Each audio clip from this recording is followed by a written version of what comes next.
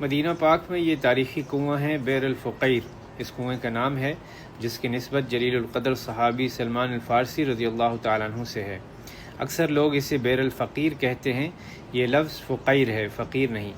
فقیر کا مطلب ہے گڑھا کھودنا، کھجور کا پودا فصیل لگانے کے لیے جو گڑھا کھودا جاتا ہے اسے کہتے ہیں فقیر۔ اس کنویں کی ہسٹری کیا ہے آئیے میں آپ کو بتاتا ہوں۔ حضرت سلمان الفارسی رضی اللہ تعالیٰ عنہ نے جب اسلام قبول کیا تو وہ ایک یہودی کے یہاں اس جگہ غلام تھے۔ اسلام قبول کرنے کے بعد نبی پاک صلی اللہ علیہ وسلم نے سلمان الفارسی رضی اللہ تعالیٰ عنہ سے فرمایا کہ باغ کے مالک یہودی سے مطالبہ کرو کہ وہ آپ کو آزاد کرے غلامی سے، اور اس کے بدلے وہ جو شرطیں کہے اس کی شرطیں قبول کر لینا۔ چنانچہ حضرت سلمان الفارسی رضی اللہ تعالیٰ عنہ نے اس یہودی سے مطالبہ کیا کہ اسے آزاد کرے، تو اس نے 2 شرطیں رکھی۔ پہلی یہ کہ 300 کھجور کے پودے لگا کر دیں اس کو، اور وہ ایک ہی سال میں پھل دیں، جو کہ ناممکن تھا کیونکہ نارملی کھجور کا پودا تیار ہونے میں پھل دینے میں 5 سال تقریباً درکار ہوتے ہیں۔ اور دوسری شرط یہ کہ 40 اوقیہ سونا لا کر دیں۔ حضرت سلمان الفارسی رضی اللہ تعالیٰ عنہ نبی پاک صلی اللہ علیہ وسلم کی خدمت میں حاضر ہوئے اور اس یہودی کی شرطیں بتائیں۔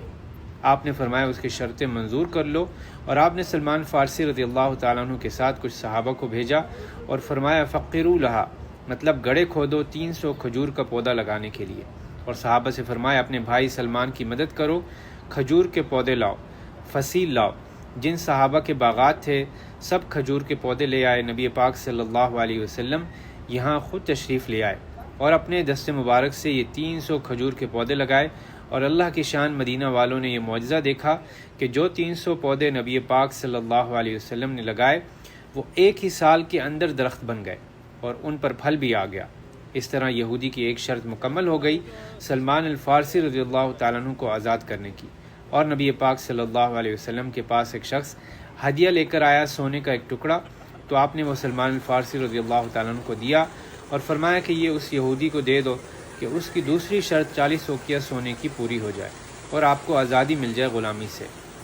میں قربان جاؤں ہمارے نبی پاک صلی اللہ علیہ وسلم کی رحمت تو دیکھیے، سلمان الفارسی رضی اللہ تعالیٰ عنہ جو کہ عجمی تھے اور عرب بھی نہیں تھے اور غلام تھے، ان کے لیے اتنے فکر مند ان کی آزادی کے لیے۔ سبحان اللہ، وما ارسلناک الا رحمۃ للعالمین۔